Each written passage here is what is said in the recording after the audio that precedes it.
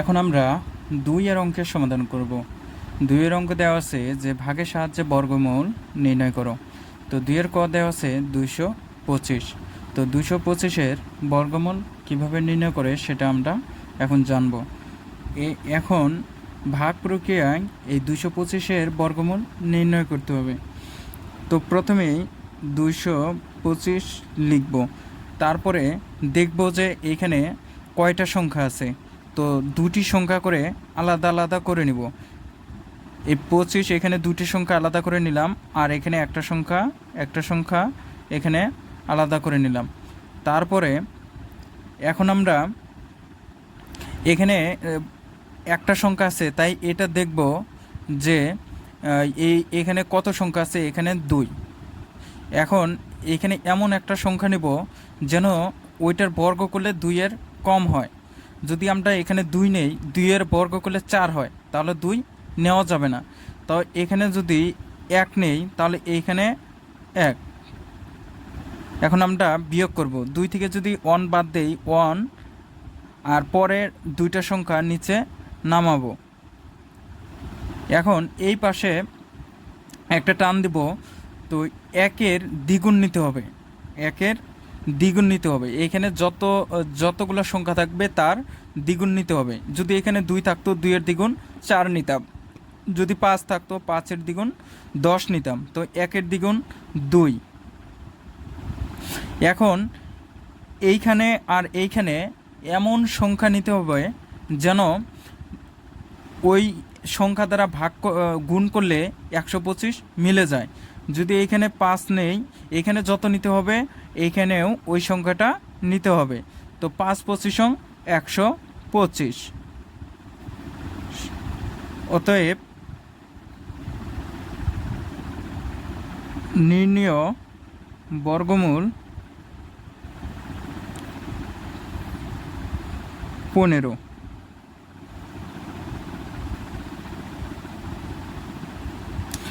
আর নির্ণয় বর্গমূলটা নির্ণয় করতে হবে যে এই পাশে সংখ্যাটা নেওয়া যাবে না, যেটা এইখানে থাকবে এইটাই হচ্ছে নির্ণয় বর্গমূল। দেখে নেওয়া যাক, আমরা পরের অঙ্কটা সমাধান করি। পরের অঙ্কের সমাধান করলে ইনশাল্লাহ সমস্যা আর থাকবে না। এখন আমরা 961-র বর্গমূল করব। তো প্রথমেই 961 লিখব, তারপরে জোড়া মানে দুইটা সংখ্যা করে আলাদা করে নিব। তো এইখানে 2টা নিলাম, আর এখানে একটা। তারপরে আমরা এইখানে দেখব যে কত সংখ্যা আছে। তারপরে এখানে এমন একটা সংখ্যা নিব তার জন্য বর্গমূল করলে এই সংখ্যাটার মানে কম হয়, এর থেকে বেশি হলে হবে না। যদি 2-এর বর্গমূল করে 2 নিয়ে এখানে 2-এর বর্গমূল 4, তাহলে কম হয়ে যাচ্ছে, একদমই কম হয়ে যাচ্ছে, আরেকটা নেই। যদি 3-এর বর্গমূল নেই, যদি 3-এর বর্গমূল করি, 3-এর বর্গমূল করলে 9, তাহলে মিলে গেল। এরপরে সংখ্যা আছে 61, নিচে 61 নামালাম। তো 3-এর ডাবল হলো 6।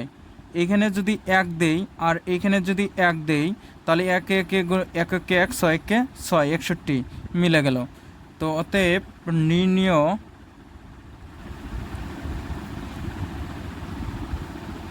বর্গমূল 31। এখন আমরা দেখব যে গ নাম্বার অঙ্কটা কিভাবে সমাধান করা যায়। প্রথমে আমরা দুটো করে সংখ্যা আলাদা করে নেব, এখানে 2টা এখানে 2টা আলাদা করে নেব। তারপরে কি করব, তারপরে হচ্ছে যে এখানে এমন সংখ্যা নিব যেন 39-এর ওই সংখ্যাটা বর্গ করলে 39-এর কম হয়। যদি আমি 5-এর বর্গ করি 5 5 25, তাহলে একদম ছোট হয়। যদি 7 নেই, তাহলে 7-এর বর্গ করলে 49 বেশি হয়ে যায়। তাহলে আমরা 6-এর বর্গমূল করলে 36। তো 36 39 থেকে 36 বাদ দিলে 3। তারপরে পরের দুটো সংখ্যা আছে, পরে দুটো সংখ্যা নিচে নামালাম। তারপরে এখন 6-এর ডাবল হচ্ছে দ্বিগুণ হচ্ছে 12। তো এখন এখানে এমন একটা সংখ্যা নেব যেন এই 369 মিলে যায়।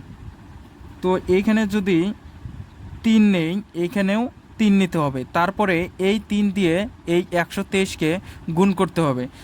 এই 6 দ্বারা গুণ করা যাবে না, শুধু 3 দিয়ে 123কে গুণ করলে 3 3 3 9, 3 12 36 মিলে গেল।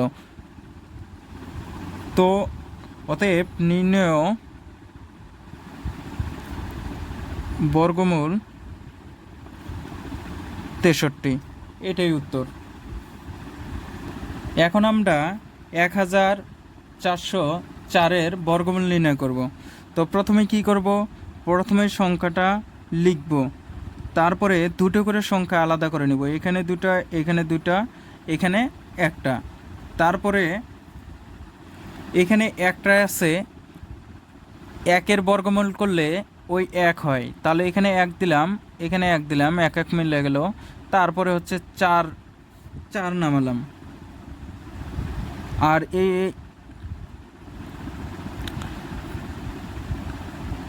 এখানে 4 নামালাম, আর এই শূন্যটা এইখানে দিয়ে দিলাম। তারপরে পরের দুইটা শূন্য এখানে বসাবো।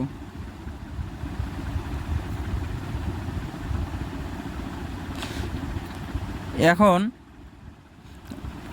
এই 10-এর ডাবল নিব, এখানে 20, তারপরে এমন সংখ্যা নিব যেন 404 মিলে যায়। যদি 2 নেই তাহলে 2 দুগুণে 4, আর 20 দুগুণে 40, 0। অতএব নির্ণয় বর্গমূল সমান সমান 102।